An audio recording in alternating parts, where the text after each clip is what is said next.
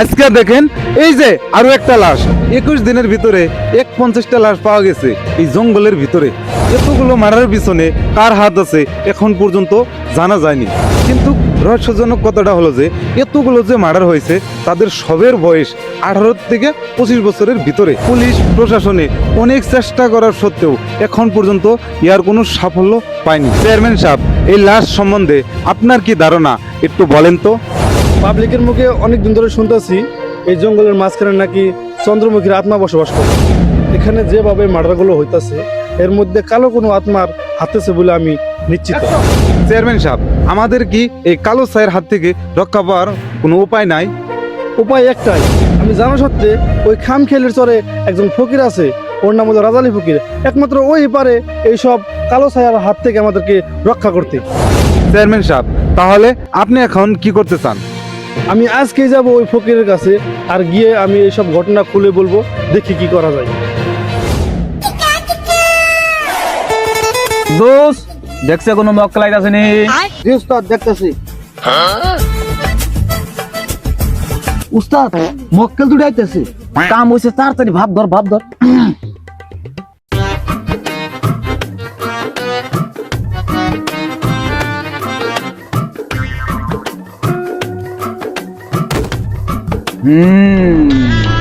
মহাকাল মহাকাল কুদ্দুস দেখছে কে জানি গন্ধ পাইতাছি।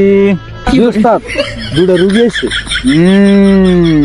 ওই উস্তাদের চরণ একটা বক্তি দে।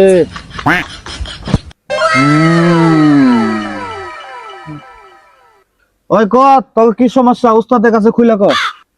বাবা, আমার বউরে ভূতে ধরছে। আমি অনেক লোকের কাছে শুনছি আনে নাকি ভূত ছাড়াইতে পারেন। দয়া করে আমার বউয়ের ভূতটা ছাড়িয়ে দেন। এই রাজালি ফকির আমার নাম, সব ভূতের পিছন মারাই আমার কাজ। ওই রোগীরে আমার রামকুণ্ডলীর ভিতরে বহা, টাওয়ার পাইতাছে না। টাওয়ার কম পাইলে কিন্তু চিকিৎসা ভালো হইব না। তুমি যাও, নাই গিয়ে বহ।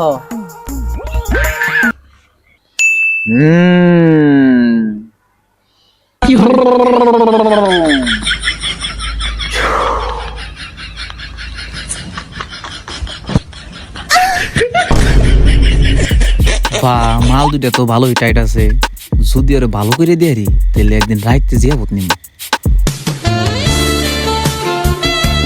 আরে বাবা, আন্নে আমার বউরে অনেক টিভি টিভি করতেছেন কি রে? এই চুপ! রাজালি ফকির আমার নাম, মায়া মাসের প্রাইভেট জায়গায় আঙুল দিয়ে আমার কাম। মহাকাল মহাকাল ছু। রোগীর বুকের মধ্যে তো দুইটা ভূতে ধরছে, আর এই ভূত ছাড়িবার গেলে রোগীর কোনো আত্মীয় পাশে থাকুন যাব না। ঠিক আছে বাবা, আমি দূরে যাইতেছি। আন্নে তো আমার বউরে ভালো করে দেন।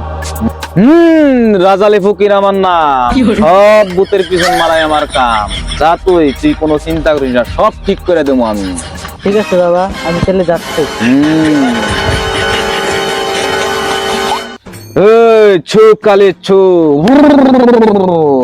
ওই তুই সত্যি করে কত তোর সত্যি সত্যি ভূতে ধরছি? ভূতে ধরছে না কি ধরছে আমি কি বাল জানি? তুই বাবা তুই হে জানবি। রাজালি ফকির আমার নাম, সব ভূতের পিছন মারাই আমার কাম। ওই শুন, আমি জানা মতে তোরে কোনো ভূতে ধরে নাই। তুই যদি আমার নামে কোনো মিথ্যা কথা কর, সারা জীবনকার নামে তোর যৌবন আমি নষ্ট করে দিই। আমার তো কোনো বালে ভূতে ধরে নাই, আমি ক্যামেরা যদি ভূতে ধরার অভিনয় করি। আর উপা মতো যদি সত্যি সত্যি আমার যৌবন নষ্ট করে দেয়, তাহলে পাড়ার পাড়ার কাছে তো আমার কোনো দামই থাকতো না। না বাবা, আমার কোনো ভূতে ধরে নাই, আমি ক্যামেরার সাথে ভাব ধরছি। এই কথা জানি আমার জামাই জানে না, তার বিনিময়ে নিয়ে যা আছে আমি চাই দিব। কাম হইছে, আমি তো ওইটাই চাই, ওটার জন্যই তো আমি বন্ধ বড় পেঁয়াজ দিই। আজকের মতো তোর নাম্বারটাই দিয়া যা। তোর আগে আর একটা রোগী আইসাল, ও ওর সব কিছুই দিয়া গেছে। আমি আজকে আর পারুম না, বাবা হইলে কি আমি ও বসে তো দোষ যা স্যার সামনে ডাক দিয়ে নিয়ে আয়। জি উস্তাদ, আমি যাইতেছি।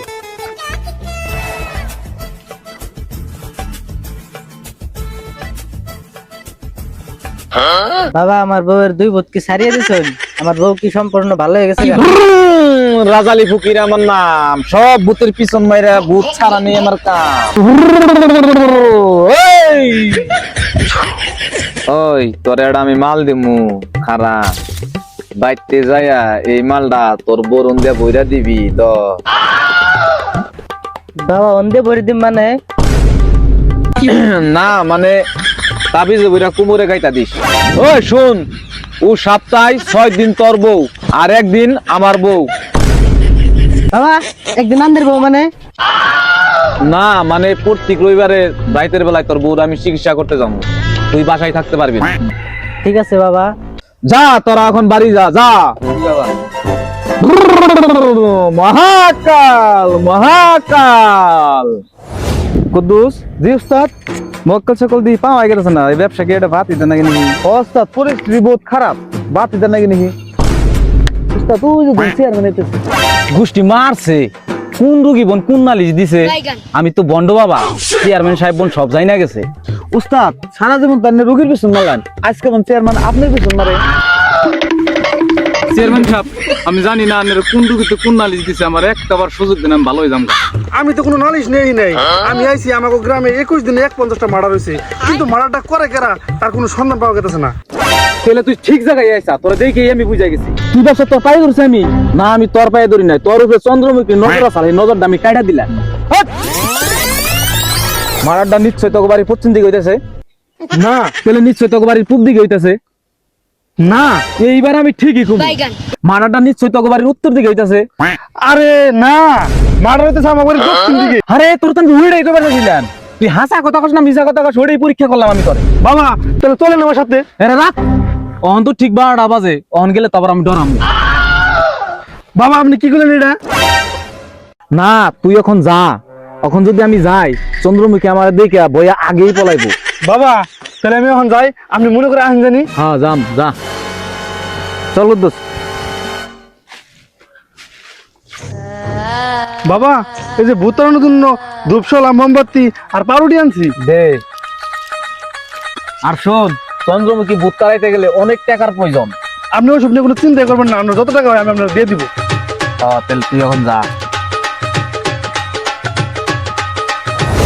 উস্তাদ ভূত তাড়ানোর জন্য মোমবাতি ধূপশলা ঠিক আছে এই পাউরুটি কিসের জন্য? আরে এটাই তো তুই বুঝোস না, ভূত তাড়িবার গেলে অনেক শক্তির প্রয়োজন, আর আমি সকাল থেকে কিছু খাই না, আর এইটা আমি খামু, আর এইটা খাইয়া আমার শক্তি বাড়ামু, শক্তি বাড়িয়া ভূত তাড়ামু। এটা ধর।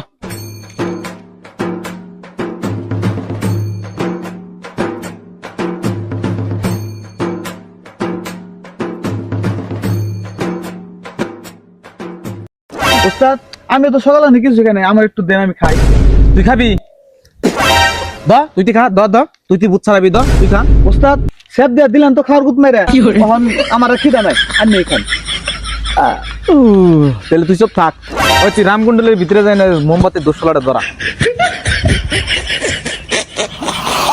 উস্তাদ মন্ত্র তো শুরু করুন।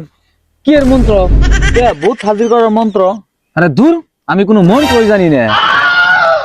তাহলে আনন্দ থাকে আমি বালি ঘুমাই তাহলে জায়গা। ও দুস্থ আমার থুয়ে গেল গা, আমারও তো ডর করতেছে, আমি তো একলা, আমি আর কি বাল করবো।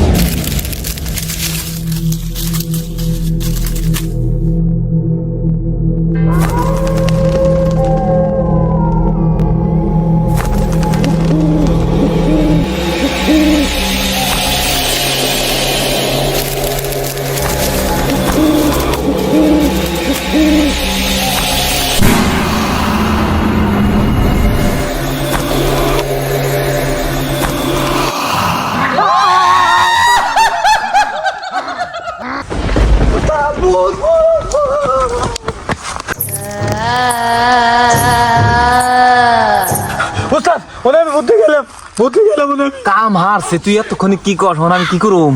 তুই কি তাহলে হাসাই চন্দ্রমুখীরে দেখছা? উস্তাদ আমি এই 2 চোখ দিয়ে চন্দ্রমুখীতে দেখে আইলাম। তাহলে উপায় কি ওরে?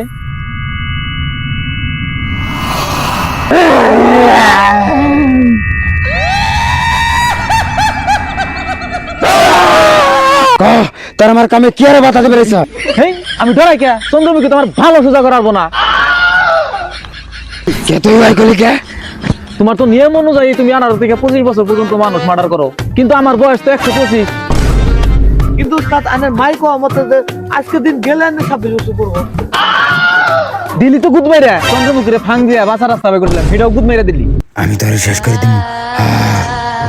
চন্দ্রমুখী আমি তো বন্ড বাবা, তুমি ইচ্ছা করলে আমার নাগাল বন্ড বাবা 1 মিনিটে 100 বন্ড বাবা শেষ দিয়ারবা। চন্দ্রমুখী তুমি এত মানুষ মারতা চাও, কেন নিগে মারতা চাও? তুমি যদি একটু আমারে কইতাও মরার আগে আমার আত্মাটা শান্তি পাইতো। তুই শুনতে চাস?